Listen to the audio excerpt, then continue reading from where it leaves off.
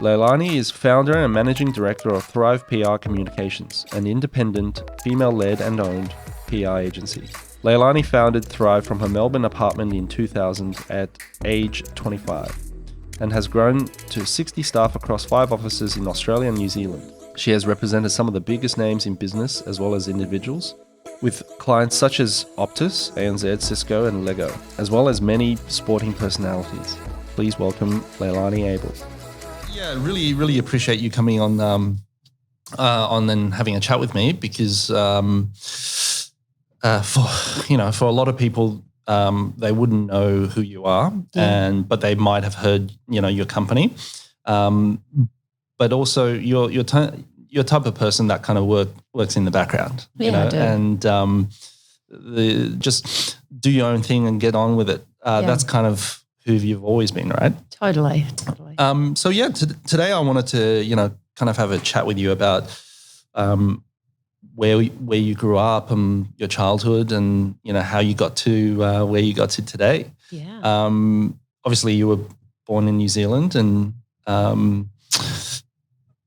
spent a few years there. First few years. Till I was 5. Yeah, tell me a bit about your childhood. Well, I was born in Wellington. I don't have a lot of memories of New Zealand back then because my mum and I moved to Melbourne, where I grew up when I was sort of 4 or 5. But my mother was a singer and my biological father was a ballroom dancer. Oh, wow.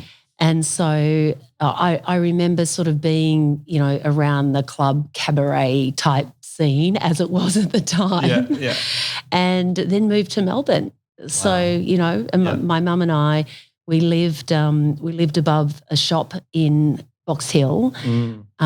We didn't have a lot of money, but we were happy and we had great family around us. And the one thing that I remember throughout that time was mum working really hard. Sure. What was she doing? She was always working in retail. And, had, numerous management positions over the years. But I always remember her work ethic was really strong and observing that as a little girl. So grew up in Melbourne. Yeah. And then mum remarried and we moved to Viewbank, which is sort of Heidelberg Way in Melbourne. And my dad, John, who brought me up is just amazing, and my sister, Amanda. And, again, just we always just had great family times and family holidays. So went to school over that side of town.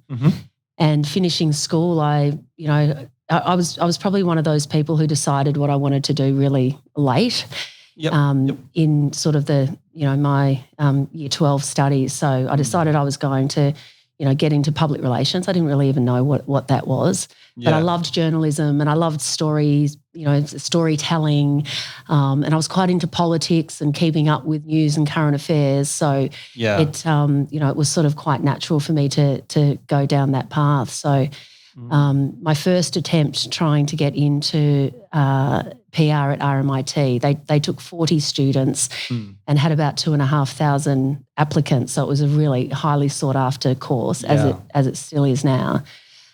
So not surprisingly, I didn't get in with my first application. So I thought, right, I'm going to go and do all the work experience I can and, really learn what this is all about. So I spent the next year doing that. Yeah. And then I applied again, thinking I've got this, and I didn't get in. And then I thought, surely on the second round, I've got to get in. I've just spent the last year working towards this. Yeah. And I didn't get in again. And that's when my mum really stepped up to the plate, and she was like, absolutely no way are we taking that as an answer. You get down to RMIT and you tell them what you've been doing for the last year and you speak to the right people, and then we're going to our local MP and he's going to write a letter. Wow. And lo and behold, you got in? Third attempt that year, I got in. So I always joke to Marianne Sisson, who runs the course there, and I say to her, am I the only, 3-time flunky who ended up running their own PR agency here? So we have a bit of a laugh. That's awesome. I mean, that's your mother really showed some character there to say, hey, Lane, don't give up and don't take no for an answer, right? Yeah, absolutely. And I think that that's kind of where a lot of my thinking comes in now. Yeah. In terms of the way that I work and, the things that I do in my life. It's, it's that same sort of thinking that does no really mean no? No. Or can a no turn into a maybe turn into a yes? Yeah. And so, absolutely. that's kind of, I suppose that fits quite nicely with, PR and what we try to do from a communications point of view. That's such a great, such a great way of dealing with business life, Yeah. Don't always just take the first answer as like, oh, well, that's just the way it is. Yeah.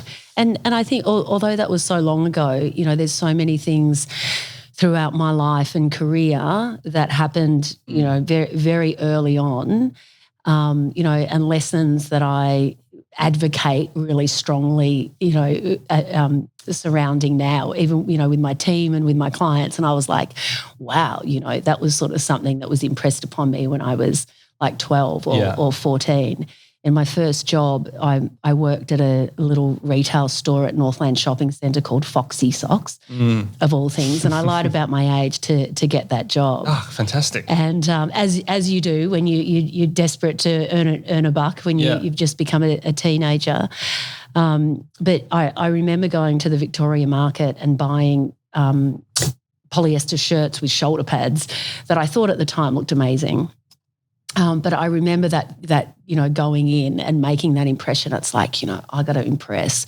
Yeah. I might only be 14, but I need to look 18, and I'm going to act 18, and I'm going to show them that I know how to sell. Yeah. And and again, I still talk to my team about those things today. When when you walk in the room and the energy and how you present yourself. Oh, totally. It counts. Yeah, like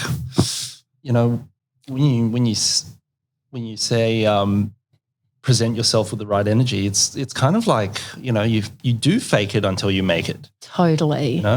Totally. I wanted to ask you, like when you were young, you said you guys moved from Australia to New Zealand. Is that like, do you know what you wanted to do when you were young? Like what did you actually want to be when you were young? Because PR and, public relations and marketing in general is not something that a little kid goes, hey, I want to be a publisher, or I want to be a publicist, or Yeah. I think for me at that time, I always recall, watching people like decision makers on TV, like politicians. Sure. And even though I was a little girl, I was very conscious of women in certain positions and those that I'd kind of, look up to. And so, as I got a little bit older, I always thought, wow, I'd love to be the Foreign Affairs Minister one day. I want to be the first female Foreign Affairs Minister. And again, I used to joke that, Julie Bishop stole my job because that's the job that I thought I was going to get when I was, in my early teens. But, it's an interesting question, Jack, because, for me, people expect that, with my business and the clients that we represent and the size the agency is, people think that there must have been some grand master plan, and that I'm just going to whip out this business plan every year. Whereas I think it's been, there's been very deliberate decisions, of course, relative to growth and, how I would build the business. But, a lot of that has really happened organically for me. And I've been very fortunate that I've been surrounded by, an incredible group of really supportive people, whether that's, family, friends, and a lot of mentors along the way. Absolutely. I also wanted to ask you, you grew up with, to a certain age without a father figure, and then of course your mother remarried, and would be your stepfather. Yeah. And same case with me, actually. Yeah. So I never really knew my dad, my biological father, that well. Actually, I don't even know him at all. Okay. So my role model was my stepfather, and he was, an amazing guy, and taught me a lot of things, and helped raise me. Was that the main male influence in your life? Yeah, absolutely. I think one of the things that, again, credit to my mum, was that despite my biological father not being around, my mum is blonde with blue eyes. And quite clearly, I am the opposite to that. Black hair, dark skin, brown eyes, very Polynesian looking, and she is not. Sure. So, quite clearly, there's another influence going on in my where I came from. But the thing, relative to mum was that, she was really great in ensuring that I understood my Samoan heritage. Mm-hmm.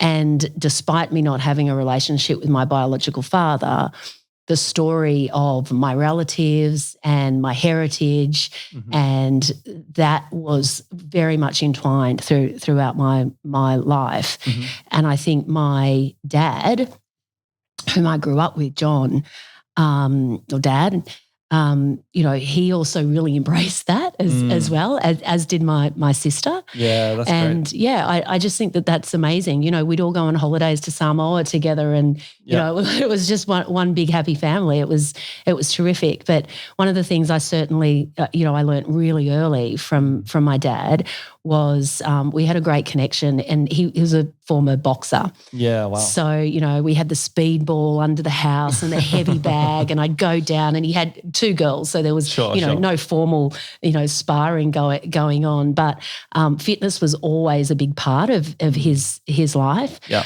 And I'm really thankful to him because, if I look at, again, some of the things that I've sort of carried through my whole life, health and well-being has stemmed from, sparring or, on the heavy bag with him and going to the gym with him. Him and I used to go after school. He'd be like, right, you're ready to head down to the Lower Plenty Gym, and off we'd go, and I'd do the aerobics class, and he'd be in the gym, and off we'd go. So, he's certainly been a huge influence in terms of, where I'm at now. That's great. I think, you get shaped by those who are around you, and the people around you certainly, teach you a lot of good habits and good life practices that you carry on. Absolutely. And I think, sort of for me, in terms of, I've been really privileged. I've had great, male influences and amazing women, in my life as well. But, throughout my 20s, I had the same partner the whole time, and he played professional footy, played AFL. Mm-hmm. And again, for me, even though that was just kind of like our jam every week, really, being there, observing the routine, the discipline, the goal setting, major disappointments, not making the grand final and having to get up and or bad injuries and still having to get up and, sort of face the same day. Again, for that to be a big part of my, early 20s into my late 20s, was pretty amazing. And then after that, my next long-term relationship, my partner had a really big Australian company. And again, the level of support relative to my career and ambitions was just, quite extraordinary. So, from him, I learned about a commitment to continuous improvement, and every day just trying to get that little bit more, or all the little things count. Yeah. And, surrounding yourself with really great people. But I think, the challenge, certainly for me when I, as I was starting Thrive, is that, some of the things that you want to do and some of the things that you can afford to do when you're starting a small business are 2 totally different things. Yeah, that is definitely true.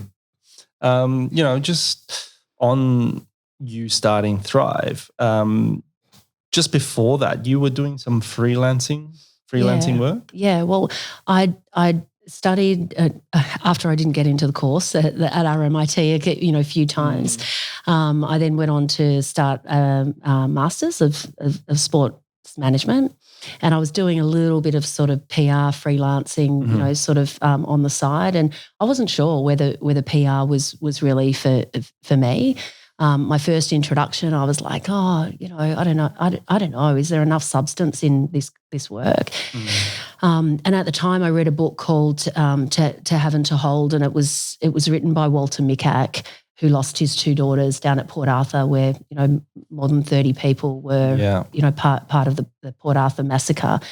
And I read that book, and at the back of that book, there was a little line that said, if you'd like to support the Leilani and Madeline Foundation, here's the number. And I said to my partner, because he was in sport and he knew heaps of people, and I was kind of on the events, PR freelancing sort of scene, I said, I'm going to ring them and we're going to do something. I don't know what it is yet, but we're going to do something. And I rang them and I said, you know what, I think we can do a big celebrity fundraising event. Let us do it. We'll volunteer. And so that's what we did. And what I didn't know at the time was that the Prime Minister was the patron. Oh, wow. Neil Mitchell down in Melbourne, 3AW, one of the most acclaimed, broadcasters in the country, was on the board, as was Peter Blunden at News Limited. And there was an incredibly influential, group of people involved with the Leilani and Madeline Foundation. And we delivered this event, and it went on for almost 20 years, and we raised millions of dollars, and it really became the launch pad for Thrive, because from running that event and then, gaining the eye of some of those people, that then everything sort of started to go from there. So it kind of got to the point when you go from freelancing to, actually, I need to start thinking about a name. Yeah. And now I'm going to formally set up the business, which is what I did. Yeah. And so, even calling the business Thrive, everyone said to me, LA PR, that sounds great. And I was like, no way. And the reason that I landed on Thrive was that, the definition to grow vigorously, flourish and be successful. I was like, that's amazing. Like, that's a real purpose for having a business to help others grow and be successful, whether that's team members that I'd work with in future, or whether that's other business owners who would be associated with the company. And so that's how Thrive began. And I'll forever be grateful, to the Leilani and Madeline Foundation for, allowing me to have that platform. What made you reach out to them? Like, obviously the story was quite inspiring. Oh, absolutely. And I remember where I was the day that the Port Arthur massacre, really, gained a lot of media attention. And I remember at the time, and I still, I just believe that if there's something that is there, and again, I talk a lot to my team about these kind of things, that, you can either pick up the phone and get shit done and make a difference and act, or you can let things pass you by, regardless of whatever that kind of opportunity is. And I think that, for me, picking up the phone that day was really, coming from a genuine place of, well, I'm not working full time at the moment. I've got a bit of time on my hands. Why not pick up the phone? Yeah. And it's as, for me, it's as simple as that. I believe in doing the same thing now, that if you see something and you think that you can make a contribution or a difference, then, reach out. Yeah. And so, there's things that I look back on. Had I not picked up the phone that day, I don't think Thrive would have been around. I think my path would have been very different. Yeah. Wow. So, picking up the phone, I think is really important, particularly in the age of social media and, being able to connect differently. Yeah. being able to hear a voice and see someone face to face, there's nothing that replaces that. I think the power of relationships, that many of the people that I met during my time at the, running Starry Night for the Ilana Madeline Foundation, many of the journalists I met, I still work with now. I pick up the phone, I pitch stories to, Yeah. There's so many of these, amazing people. And I think just the general philosophy that, be willing to do something without expecting anything in return. And it is that you're saying, what goes around comes around. Absolutely. And I've seen that throughout my whole career. Yeah. That, when I've extended a hand or vice versa, many people have extended their hand to me. Yeah. And there's always been a cyclical effect.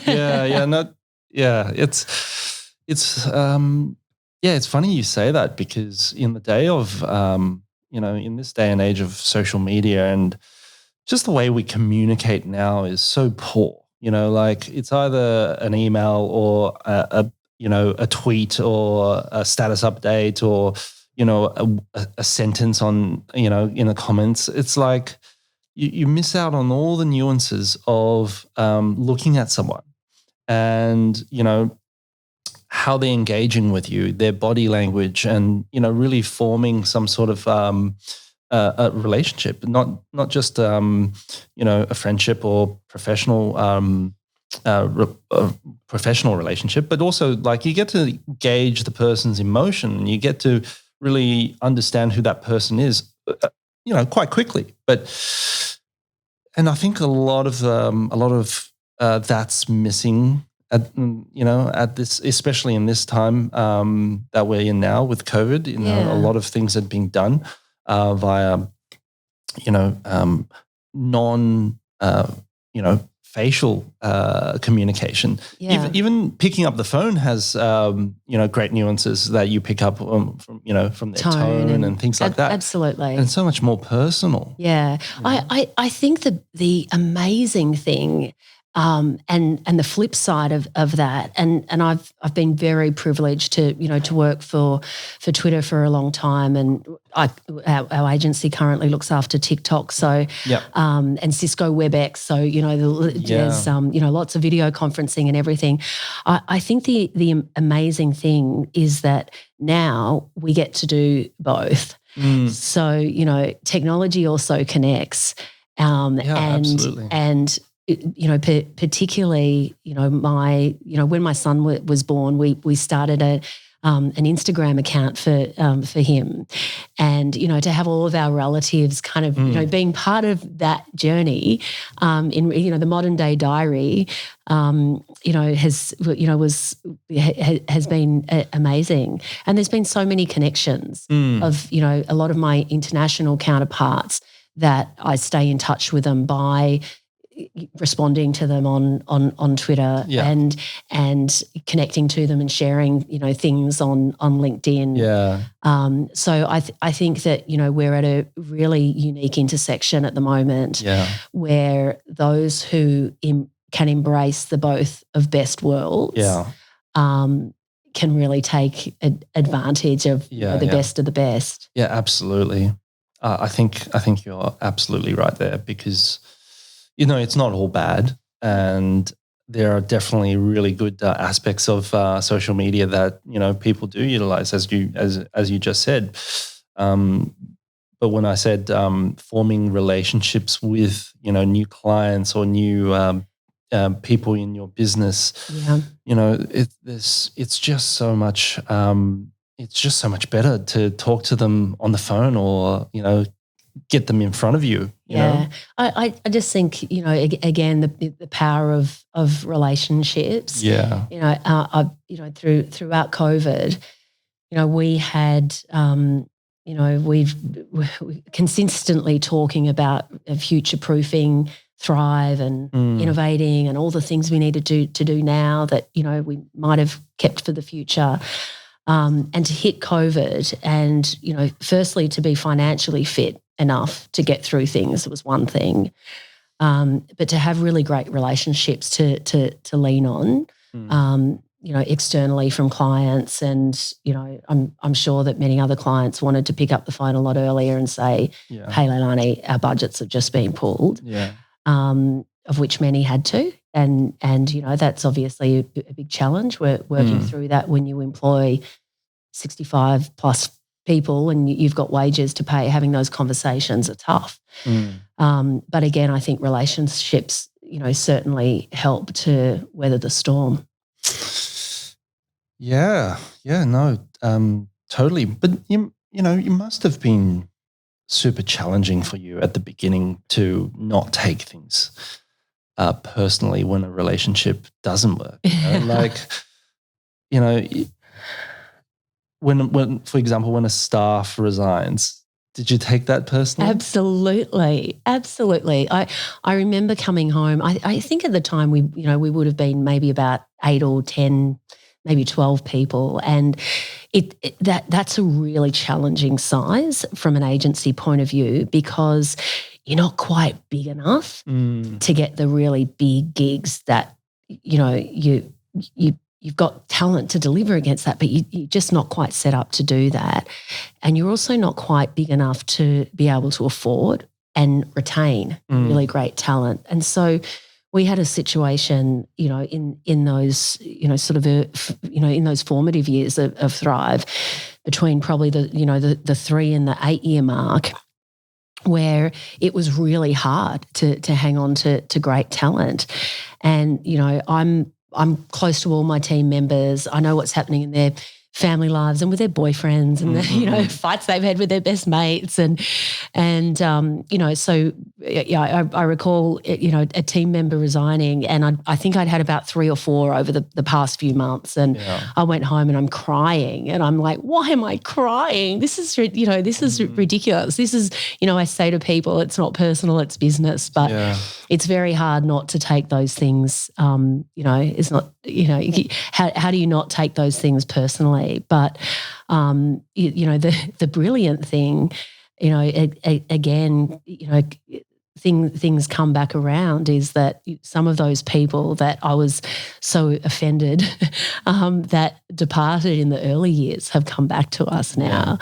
And, so I always joke, and I say my girls are back, so it's, many left for 10 years and pursued other amazing things within their career, and they've really come back and helped to, build out new dimensions of Thrive. Our head of digital and content social has just been winning and delivering some remarkable work. And when she left Thrive, I remember thinking, oh, bum. And but yeah, she's just come back, which is great. And the other thing, just on a leadership front, is that in one of my first ever jobs after Foxy Socks, I was an aerobic instructor, Jack. Can you believe that? Step aerobic days, lycra. I can totally see that leotards. Too. Can you imagine? Yeah, I had every colour, right? I had every colour going on. But I had the most amazing boss, Greg Oliver. He's the CEO of the fitness and lifestyle group. They've got Fitness First, all the big chains. And he was an incredible boss. And I remember, learning from him about being firm, fair and fun. And I always, even now, again, I talk to my team about, the need to be really firm on some things, but to try to create an environment that's fun, because we spend too much time at work. And it does eat into our personal lives, and we give up time with our families. And, Maddie is so patient with me, my partner. He's like, are you coming home sometime to today? So, your work environment needs to really be, a fun place to be. Yeah. I think that is super, super important. I mean, if you spend so much of your time at work, if it's not fulfilling and enjoyable, and you're doing long and late hours, I'm sure there's burnout in your industry. Yeah. Well, in our industry, in the media industry, media and marketing generally, there's a huge amount of turnover and a huge amount of burnout. And one of the issues that we have is that you have a lot of young people who come in their early 20s, and by their late 20s, they're like, I don't want a bar of this anymore. Yeah.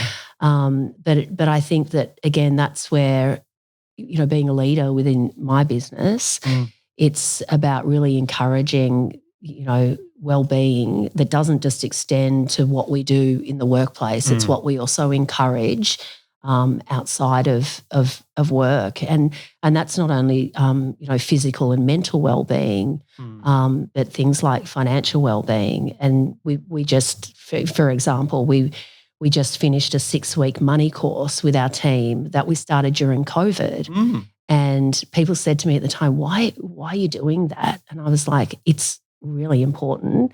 And our team loved it. It's probably one of the, the best things that we've done. So, I think, as a business owner, considering our team members and what's happening outside of the workplace is equally as important as, how we're creating the right environment internally. Yeah, I think, when you said before, you can't help but to take things personally, and that goes both ways, right? Like when things don't work for you, you take it personally because it's something that you worked hard for, and people say, oh, don't take things personally, it's just business. Well, it's not just business. Yeah, it's not. The business is a reflection of you. Yeah. And that goes both ways, right? So if when things do go well, you want to look after people that helped you get there. And doing these courses, is a wonderful idea. Yeah. There's always disappointment and rejection. Again, I recall winning one of our biggest, tell me about that. Big global brands. I won't mention names today. Can I mention names? I don't know whether you know this. It's public knowledge. But yeah, we're very fortunate that we have a great stable of global brands that we represent. But this one in particular was almost a decade ago. A big sports brand. No, not a sports brand. Oh, okay. Actually. Sorry, go ahead. So that's okay. We pitched and we won this, and it was huge for Thrive, and it was amazing industry news, and we worked around the clock for the next 12 months to really prove ourselves, and certainly in my eyes, and feedback from the client was we were doing such a great job, and lo and behold, and it can be typical. Someone changes, your key point of contact, and we just weren't the favoured agency. And we're a local independent agency in Australia and New Zealand, but we compete against all of the multinationals, and so a multinational was preferred. So I knew that we were on our way out. Yeah.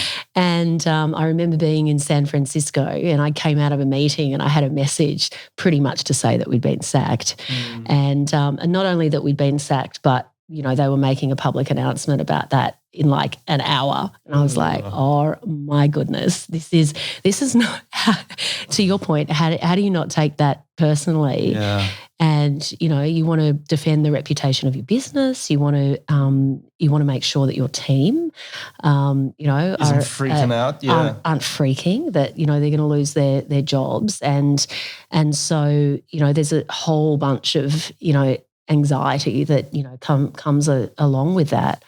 But, certainly in our case, in that scenario, although it felt like doomsday for a few weeks, we'd done enough to prove ourselves in other sides of the business, and ended up recontracted to another side of the business. Oh, that's good. And worked with them for another 8 years, which was amazing. Yeah, that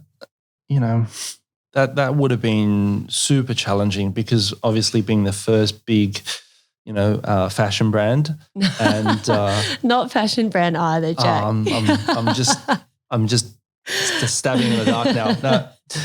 First big brand, and having the brand then drop you guys in such a public manner would have been, such roller coaster of emotions, right? Yeah. And it always is, you pitch for big business, some you win, some you lose. But you're always emotionally invested in wanting to get that over the line for the team, believing that you're the best and you're going to do a really great job. And sometimes the cards fall your way, and other times they don't. But one of the things that I've certainly learned is that you can't take things too personally. And there can be a whole bunch of factors that are outside of your control. So you've also got to be realistic about, those things as well. That's, it's really, it's really interesting you say that it's beyond your control. I did read an interview where you said, that things are out of your control and you need to build up resilience. And when you lost that client, walk me through what your thoughts are or your thinking was to just keep on going, because it would have been super. Because I remember losing my first big client, and that that was such a bummer, right? Because you feel really deflated, and not only do you feel deflated, you have the team that you have to kind of talk to, but then on top of that, you still have to then try and lead that team out of whatever they're feeling at the time, right? Yeah. I think in any of those circumstances, it's always about looking at, what did I learn out of that, and what do I take away to make whatever I do next even better, and so those kind of experiences you look at and you say, okay, well, I need to, this is more from a business perspective, but you need to diversify, you need to manage your risk, you need to, continue to manage great relationships, because there's a strategy that's going to unfold to try to secure some of that business back. So you need to be, in a business sense, smart and strategic about how you go about things, and actually not let your emotions get in the way of taking on board learnings and applying those things. I think for me, I'm fortunate that again, I grew up in a household that really promoted optimism and positivity. And sure, you get a knock, you go again. It's the RMIT mother lobbying the local MP story coming out. It's that's okay. That one will end. There are another 10 to go and get. Yeah. So it's cool. So and that if you don't have that attitude, then I think it's hard to run, an agency that's our size. You've got to be able to really sort of balance, being realistic, but also being optimistic and providing a vision for people to believe that what we're doing is really great. It's good. It's really good work. It's important work for our clients. We can make a difference commercially to their businesses, and we get on with it. That's really good way to look at things. Yeah. You obviously work really, really hard, and you love what you do. In this particular line of work, is it hard to keep a relationship? Well, I love my work, but I love my family more. And I meant in the past. No, well, gee, that could be another podcast, Jack. I love another bruises. Look, my answer to that is no, because I think you choose the people that you want around you that share the same kind of values that you have, and I think I've been very, very fortunate, in my relationship. Maddie is, incredibly motivated. Mhm. He is he's a doer. You want to get something done, he does that, and he's an amazing father. So, for me, it's not been about being too concerned about balance. Mhm. And I talk, to a lot of my female friends around this. There's this huge pressure to try to find the perfect balance. And for me, it's more about integration. Many of my work colleagues, my media mates, some of them are my best buddies. The godfather of my son, Daniel Kowalski, I met through Starry Night, and my associations, in working in sport, and that's how I ended up, meeting my partner Maddie now. Yeah. So, I think one of the things that I certainly really try to do is I invest a lot of time in my friends and my family, and I'm sure my mum will debate that actually, as will my sister. You haven't called me back this week, but I try as much as I can to have a really great life outside of my work, but I'm also very fortunate that the two intertwine quite beautifully as well. That's really, really great to hear that.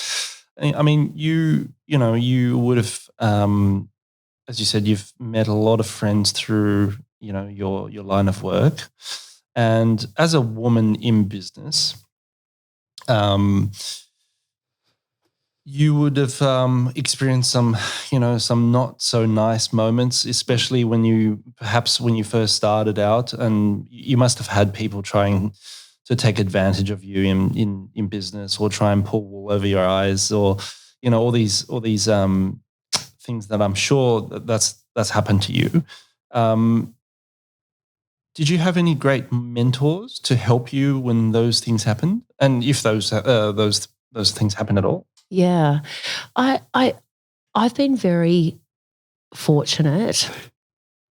Yes, there have been many circumstances where I've walked out of a meeting and called someone in there, a word or two, because I've been unimpressed with the way that we have primarily young women working in our office, and some awesome, very intelligent guys too, but mainly women. And we have had experiences where it's like, oh, the girls, and but my view is let's prove ourselves. You said at the start of our discussion that I'm often behind the scenes. That's our role in PR, despite other. Some PR people prefer to be the front people. We prefer to be the people behind the scenes. But you do come across circumstances that you're like, okay, well, we really just have to let our work speak for itself. I think for me, mentors. Again, the chairman of the Alana and Madeline Foundation is John Bertrand, who's our famous America's Cup skipper.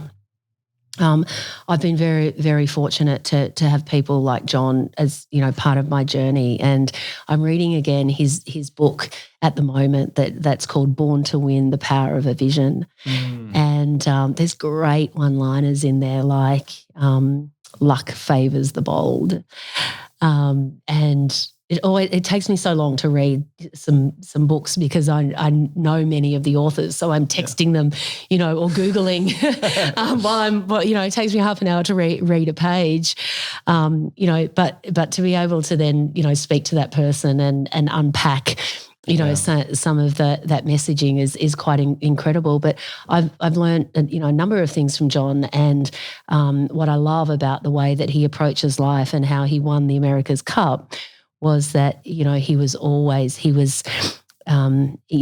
had a vision for what things would look like and how they needed to be delivered in future, but like how they won the America's Cup, he wanted to deliver those things now. And he talks about that in his book, but he talks about that now in terms of, an approach to business. It's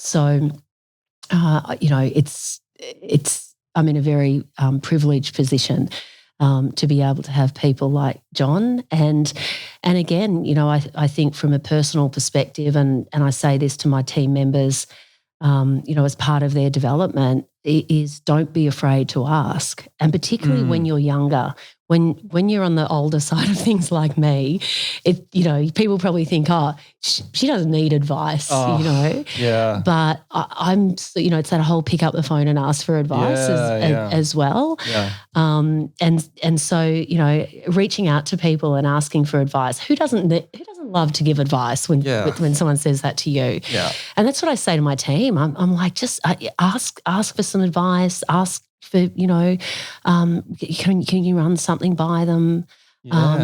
Personally and professionally. So I think for me, although I haven't had many what I would say sort of formal mentors, there's been tens and tens of people, every week, every month that I ask for some kind of advice, tell me more about that. I want to know how do you set up that business and how you're juggling the baby and, all that sort of stuff. I think that's such a good point you've made, because so often people are maybe afraid to ask, but also they let their egos in the way of asking a question. Yeah. I heard this great podcast with Kevin Hart, and he said, life is about learning, and he was in a room. I think it was at a sports event. In a room with Jeff Bezos. Oh yeah. And he said, "I'm going to go up and ask him something." And so his friends were like, "No, don't do that. Just chill." And he said, "No, I'm not going to chill. I'm going to go ask him something." Right. Yeah. And that's always stuck by me, because, as I was when I was young, I was really always afraid to ask, and at the risk of maybe looking stupid, or at the risk of wanting people to go, "Oh, he doesn't know what he's doing," right, by asking. But it's actually quite the opposite. When you do ask, people don't think that at all. No. People actually are more than happy to tell you, whatever you want to know. Yeah. And the older I got, the more I realized by asking certain people certain questions, you're getting free knowledge. You're getting free knowledge. You're getting free advice that you can take away and use, and it's such a great learning tool. And people are so happy to tell you some part of advice. Yes. And I think if more people did that, I think they would absolutely make their lives a lot easier. Totally. I think, as we get older and become more experienced, one of the things that we can give to, others personally or professionally is, to help build the confidence that it's okay to ask. And, how do you help whether it's a friend or a colleague feel safe to be able to ask a question, and also how to encourage them not to be afraid to get a no, that's okay. And again, I say to some of my younger team members, what's the worst thing that can happen? They say no, and you end up in the same position as you are now, right? Yeah. You're not going backwards by getting that no. It's okay. So, and helping your, some of the younger people around you to understand that, I think is really important. Helping them to find their voice.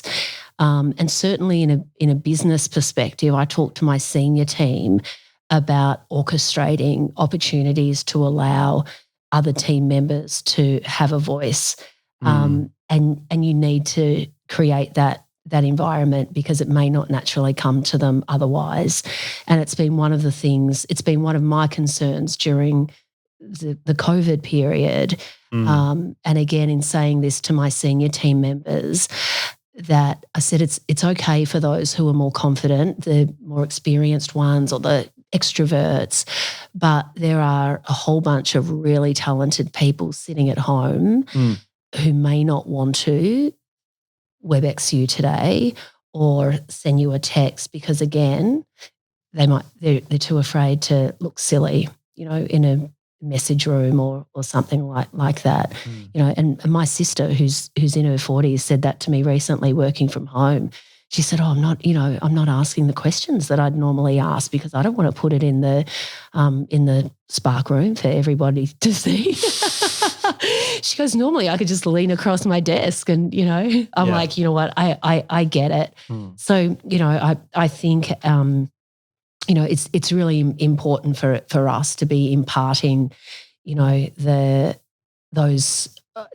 creating the forum and giving, some of the younger people an opportunity to have that voice.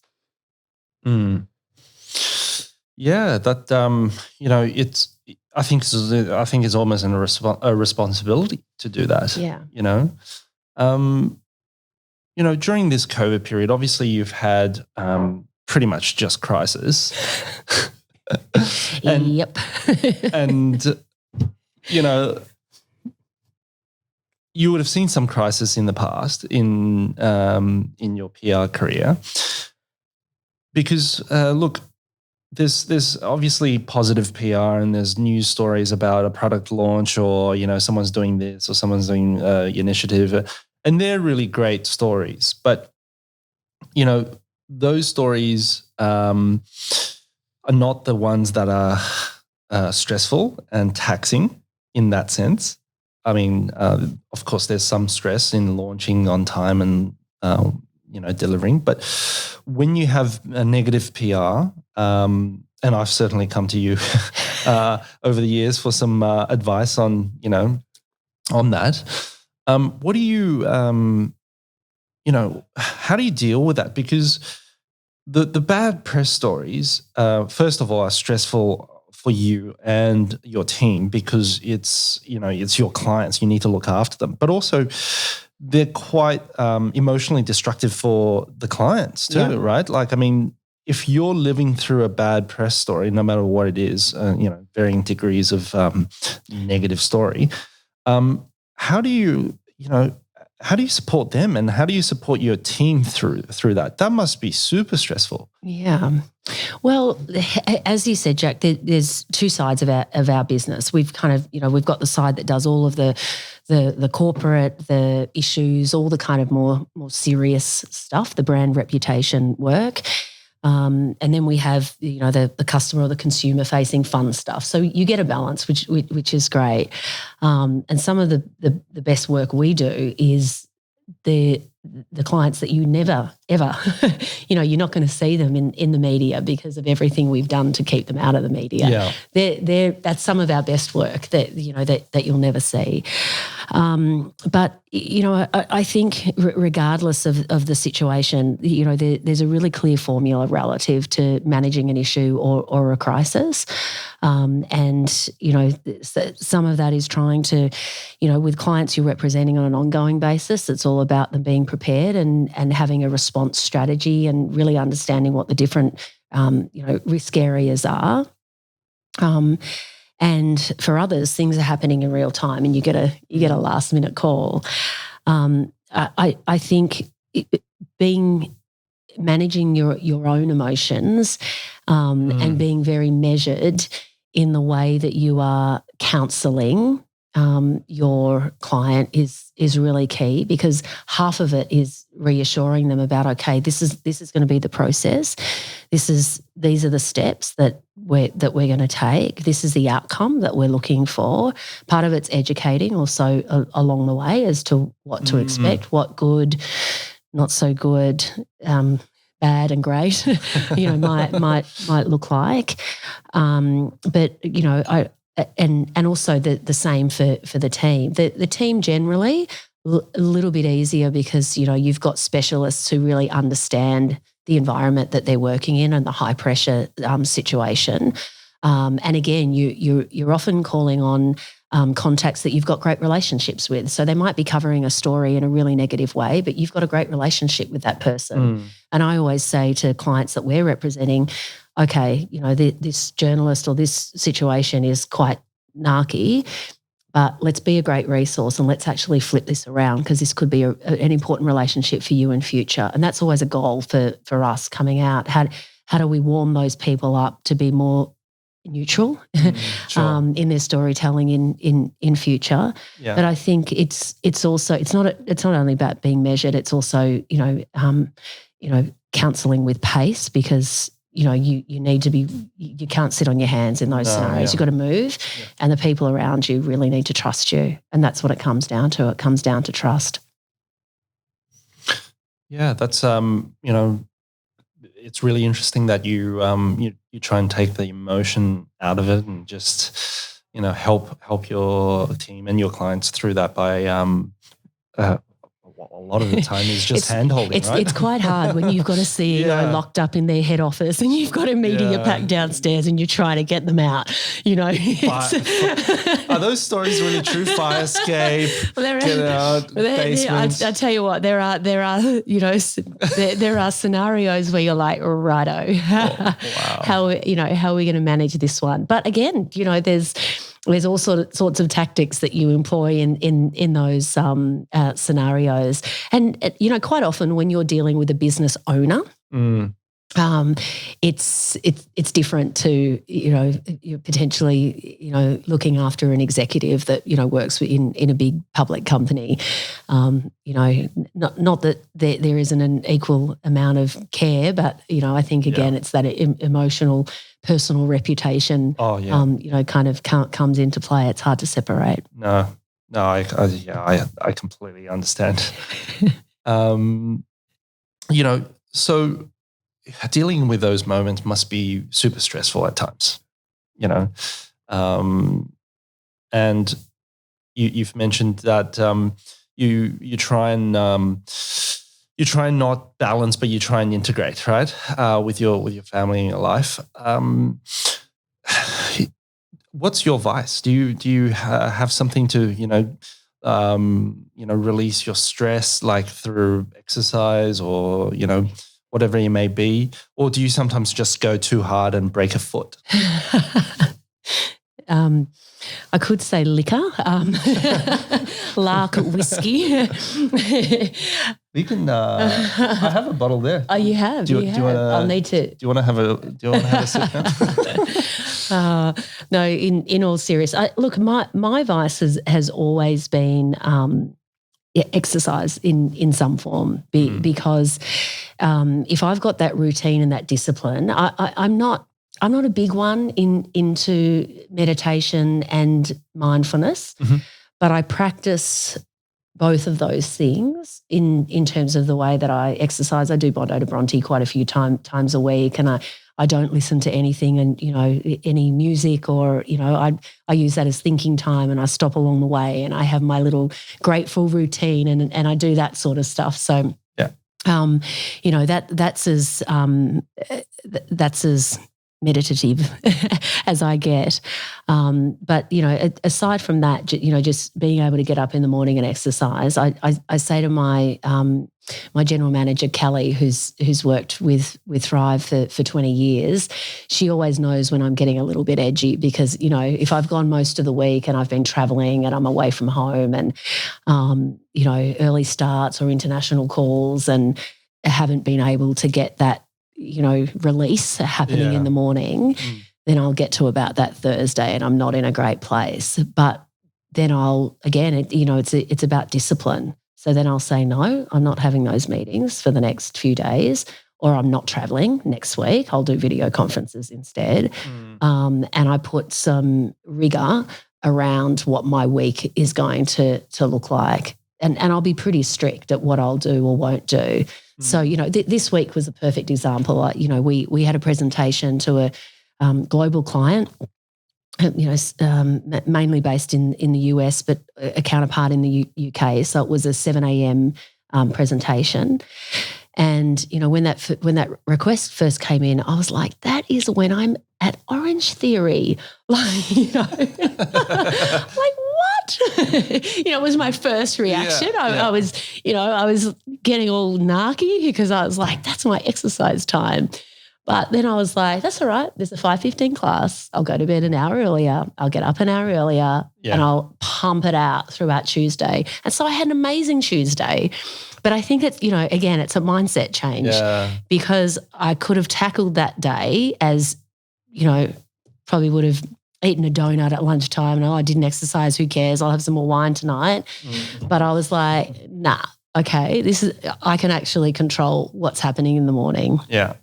So Orange Theory, 600 calories for the day, done by 6:15, ready for my call. Yeah. I mean, that regimentedness must have come from, experience, right? Because I know certainly from my past that if I've gone for too long without, a break or, some time to recharge, I start getting narky and the world always has a way to stop you. Yeah. And for me, it would have always been, sickness. Like I would get the flu or I would run myself. Your body your body's just telling you to, telling you to stop. So, I think it's really important to not to go, too hard and not knowing, and try and push your own limits because there's no fun in any of that because then you just get stopped for a lot longer, and that's even more annoying. Yeah, absolutely. And I think again, that you've got to take control over that though. Like you've got to say, well, that's not good for me, and therefore that's not good for my family, and it's not good for my place of work. For me to be in that space, and I'm very fortunate that Maddie's a personal trainer, so if I don't get up myself, I'm going to be kicked out of the bed anyway. Yeah. But yeah, you've got to take responsibility for yourself. There's no excuse for not making an hour to do something, or half an hour, or 20 minutes. So. And you can, and the flip side of that is that if you've not had a great week or a great couple of weeks, then who cares? Don't be down on yourself about it. It's like, okay, reset, let's go. What is this week? What does this week look like? Yeah. No, I think that's really, really wise because, it's definitely, I've definitely burnt myself out in the past, and I'm sure you have too. Yeah. So you in 2015 you had Rafa. You were I saw you around the grounds, waddling. Put on a fabulous 23 kilos. Yeah.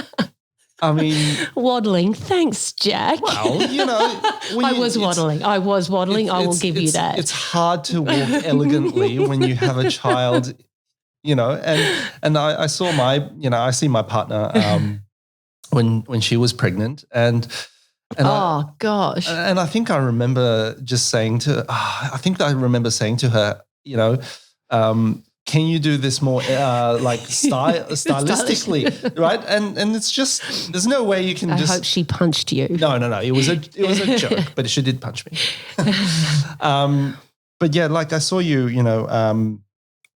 pregnant and still going, and going and going. That would have been pretty challenging too, to run an international company with morning sickness. Yeah, being a mother has been the best thing that's happened for my business, just in terms of perspective. Yeah, totally. Right. Being pregnant at the time, it was like I was running a race and there was like a definitive end, because I was like, if I do not get through all of these things, by March, when Rafa is due, then what am I going to do?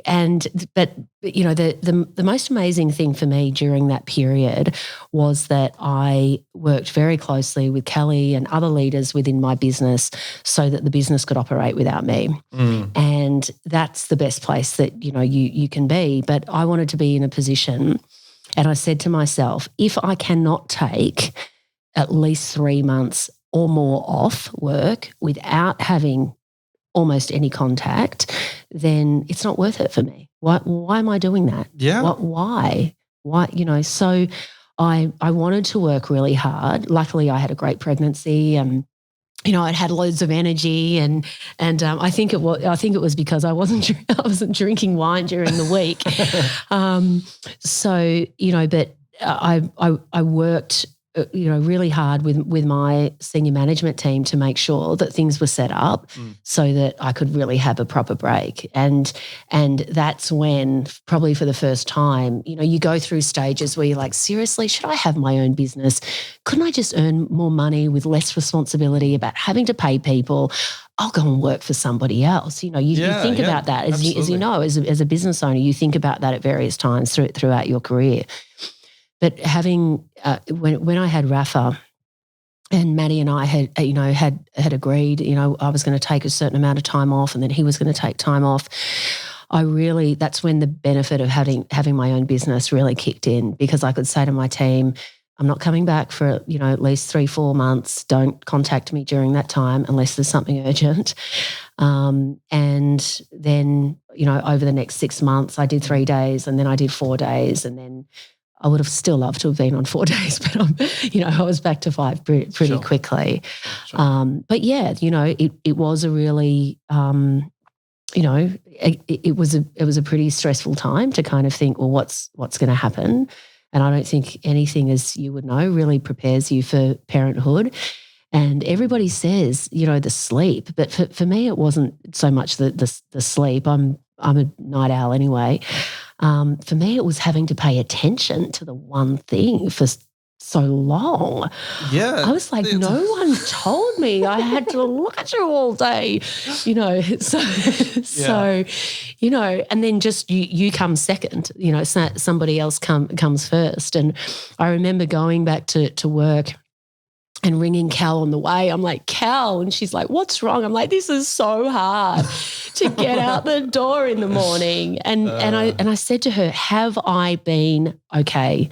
Have I been a good boss relative to the way that I've had other mothers in my business? Because sure, I tried to create an environment that was very flexible for them, but then living and actually going through that myself, it was, you know, obviously a totally different experience. But, you know, again, that allowed me in my business to innovate. And off the back of that, it made me even more passionate about, you know, the childcare system in Australia and getting more women into the workforce. And we introduced it at Thrive, you know, really innovative and industry leading parental policies and childcare fund for working parents to tap into. And we did all of these things, you know, that I think had, you know, had I have not had Rafa, you know, my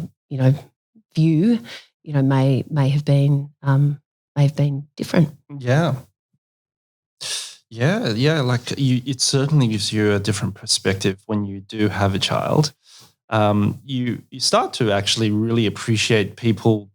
I'm not just saying parents, but people who really master one thing. You know, like probably like you. And like me, we're both kind of a bit neurotic and want to do multiple things all the time. You're really flattering me, aren't you? I take it as you know me very well. Take it as a compliment because, you know, us as entrepreneurs. A neurotic waddler. Well, when you put it like that, it's not so flattering. No, when we, you know, as entrepreneurs, we like to be kind of doing things all the time. Yeah, what's doing next, different right? things. What's next? What's this and that and this.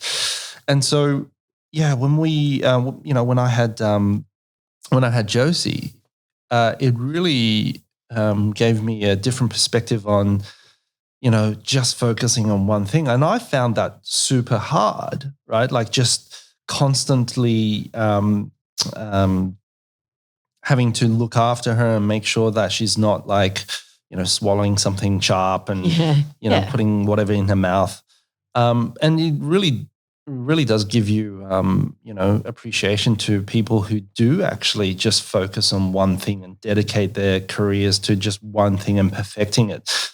And I think there's always lessons to be learnt in certain things, and being a parent certainly gives you, it's certainly taught me how to be a little bit more patient.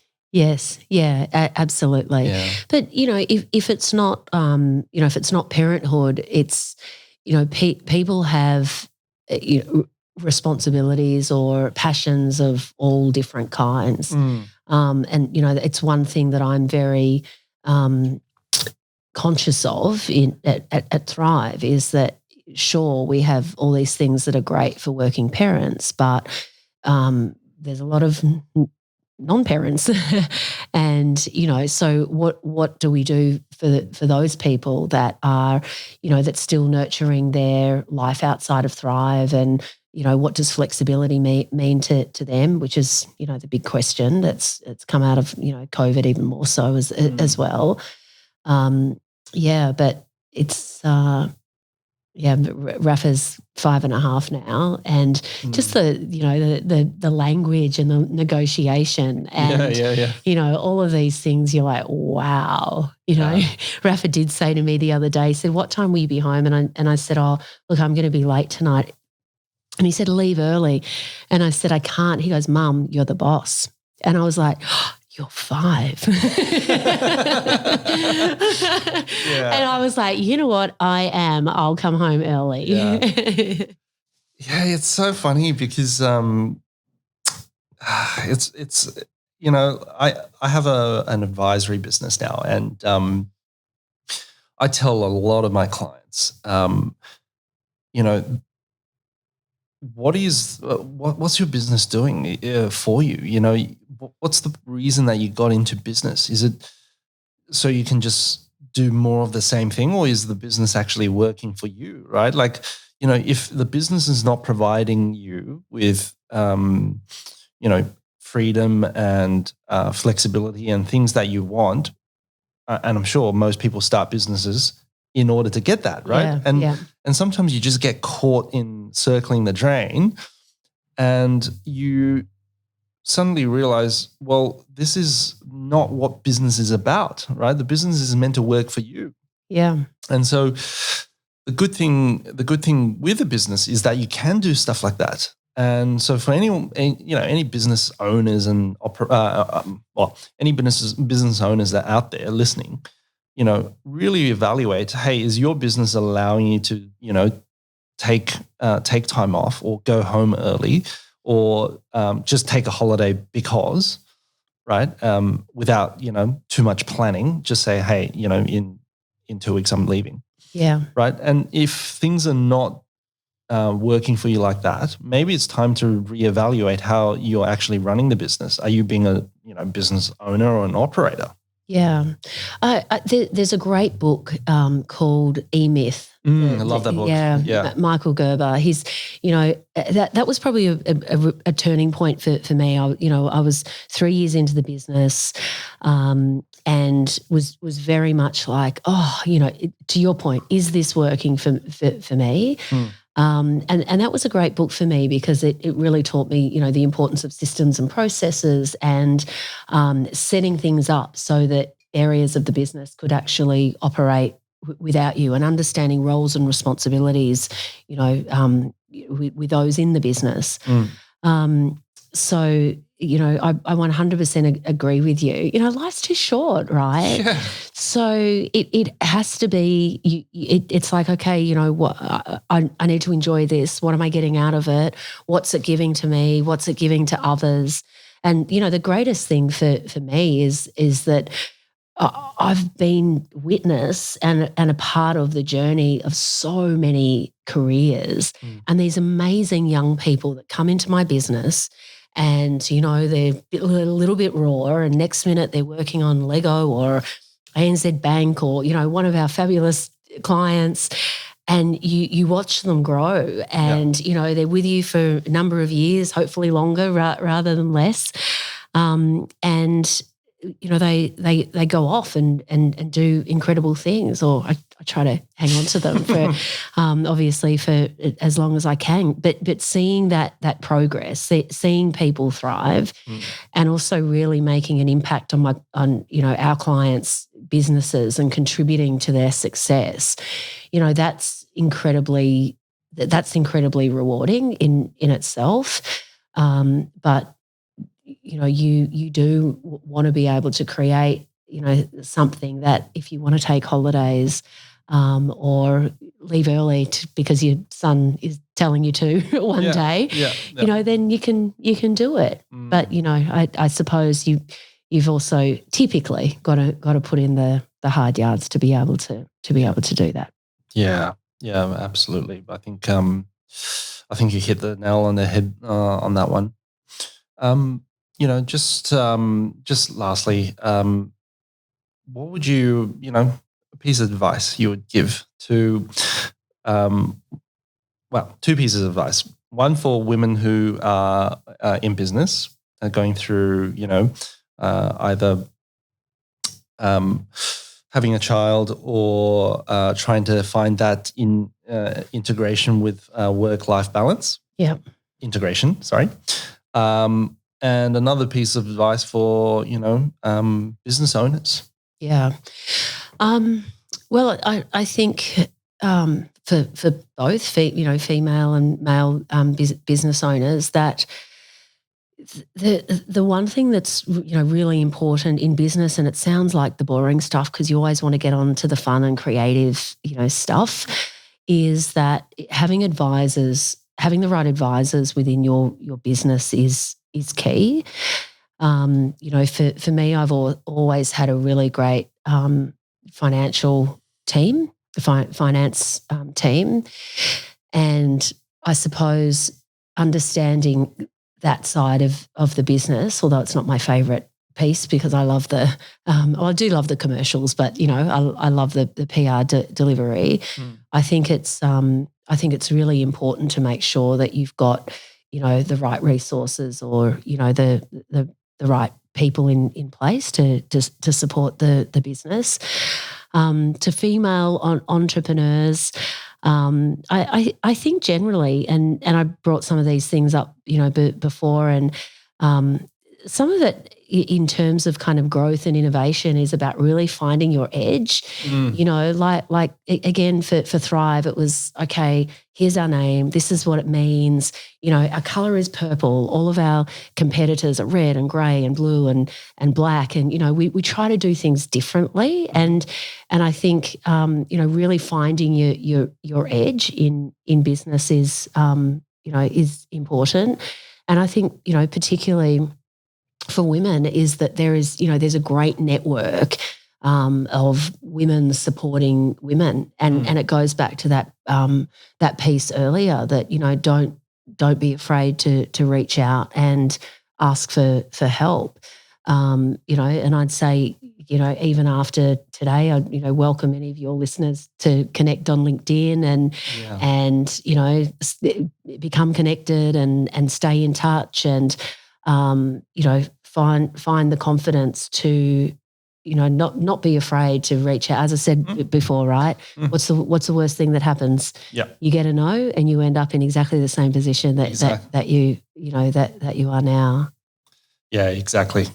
You don't ask, you don't get. You don't ask, you don't get, but you don't know the answer. Yeah. So you do. You definitely need to find your voice and put yourself out there and not be afraid to ask. That's great. Thank you. Thank you so much for coming in today and taking time out of your day. I know you run a very busy schedule at the moment. So for anyone who's obviously listening out there, You can reach Leilani on Twitter. So yeah, tell us where people can reach you. LinkedIn and Twitter. Pretty much. We'll put it up on the website anyway. Yeah, absolutely. On LinkedIn and on Twitter, and if you want to have a bit of fun, TikTok, of course. Not sure whether you're going to see anything there that's too business-like, but you'll see all the fun stuff. You'll see all the personal stuff like we've discussed today. Yeah, but Thrive at the Thrive PR website. You can reach out via the website as well. Great, thank you. Thanks, Jack. No worries.